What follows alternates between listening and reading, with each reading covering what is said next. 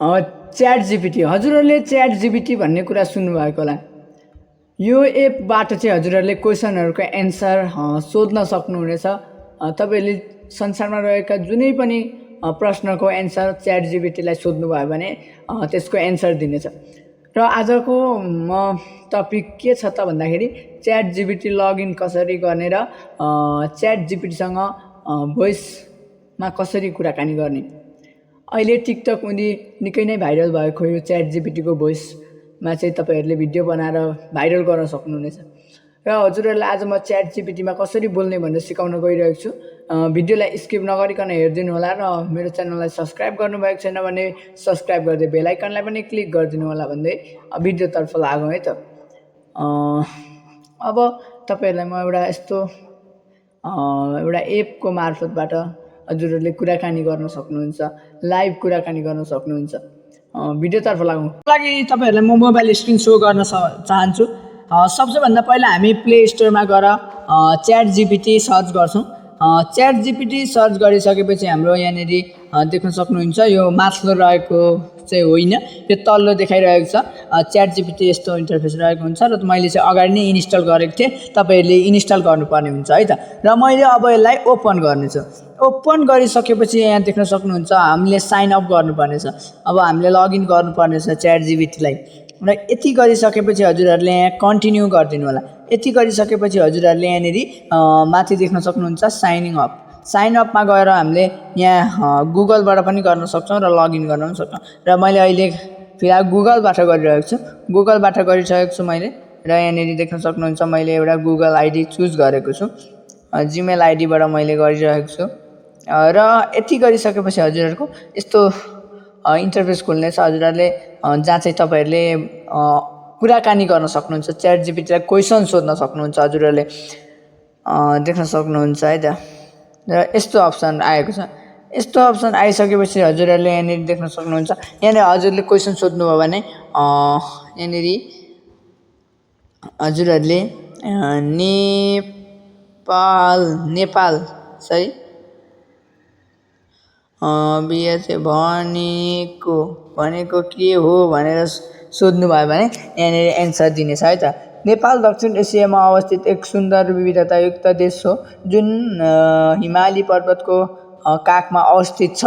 यो देश चीन र भारतको बिचमा छ। र यसरी हजुरहरूले स्कुलमा नआएका क्वेसनहरू पनि हजुरहरूले यहाँ फोटो खिचेर हाल्न सक्नुहुनेछ भने अब तपाईँहरूलाई म योसँग लाइभ कुराकानी कसरी गर्ने भन्ने बारेमा पनि जानकारी दिनेछु।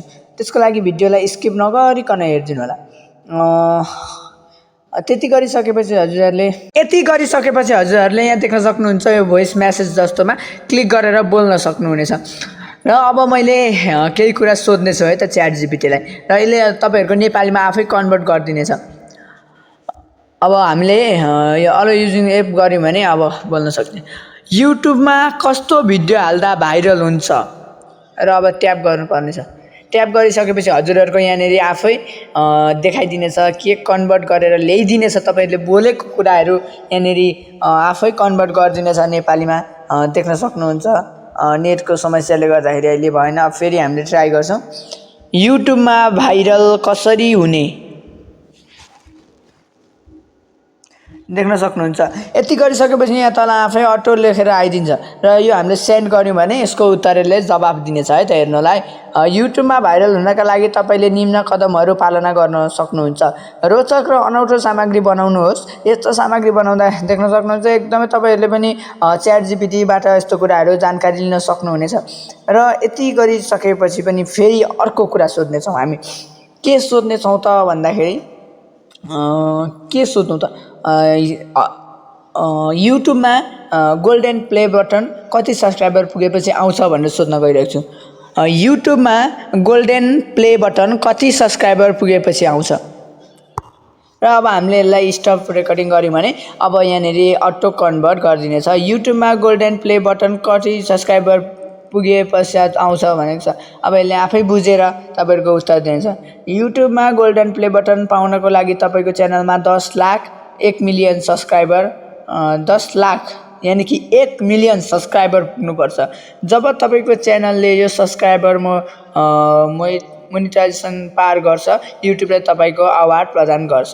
र अर्को पनि हामीले फेरि सोध्नेछौँ, अर्को के सोध्नेछौँ भन्दाखेरि सिल्भर प्ले बटन।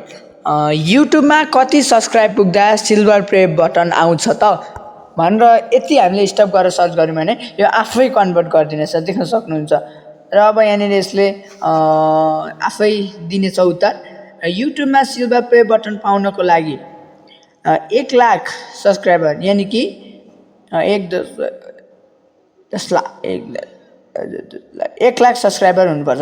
युट्युबमा तपाईँहरूले अब डायमन्ड प्ले बटन सोचौँ है त, 1 लाख हुनुपर्दो रहेछ। र युट्युबमा डायमन्ड प्ले बटन पाउनको लागि कति सब्सक्राइबर हुनुपर्छ? अब यो चाहिँ एकदमै कडा प्रश्न यसले दिनेछ। युट्युबमा डायमन्ड प्ले बटन पाउनको लागि कति सब्सक्राइबर पुग्नुपर्छ भन्ने कुरा यसले बताइदिएछ। 1 करोड 10 मिलियन सब्सक्राइबर पुग्नुपर्छ जब तपाईँको च्यानलले यो सब्सक्राइबर माइलस्टोन पार गर्छ। युट्युबले तपाईँको डायमन्ड प्ले बटन प्रदान गर्छ। यसरी नै तपाईँहरूले योसँग कुराकानी गर्न सक्नुहुन्छ है त। र कुराकानी गरेर हजुरहरूले केही ज्ञान सिपका कुराहरू लिन सक्नुहुनेछ। अब हामी एउटा एकदमै राम्रो कुरा सोध्न गइरहेका छौँ। अब तपाईँहरूले कुनै गीत कथा लेख्नु पर्यो भने, कथा स्कुलमा कथा लेख्नु चाहनुहुन्छ भने पनि यहाँदेखि सोध्न सक्नुहुन्छ। एउटा एकदमै राम्रो कथा बताइदिनु पर्यो। यति गरिसकेपछि हाम्रो फेरि यसले कथा लेखेर पठाइदिनेछ, हेर्नु होला है त। अब एउटा कथा उहाँले आफै लेखेर पठाइदिनुहुन्छ। ढुङ्गा बोक्ने वृद्ध भन्ने कथा हजुर आफै लेखेर पठाइदिनु भएको छ। यो तपाईँहरूले सारेर स्कुलमा गएर पढेर साथीहरूलाई सुनाउन सक्नुहुनेछ। र आजको भिडियो कस्तो लाग्यो त? भिडियो मन पर्यो भने च्यानललाई सब्सक्राइब गरी नजिकैमा रहेको बेल आइकनलाई क्लिक गरी हजुरहरूले आगामी दिनमा म भिडियो हालेको नोटिफिकेसन चाँडै पाउनुहुनेछ। र त्यसैको लागि हजुरहरूले मेरो च्यानललाई सब्सक्राइब गर्नुहोला। हस्त धन्यवाद, बिदा माग्न चाहन्छु।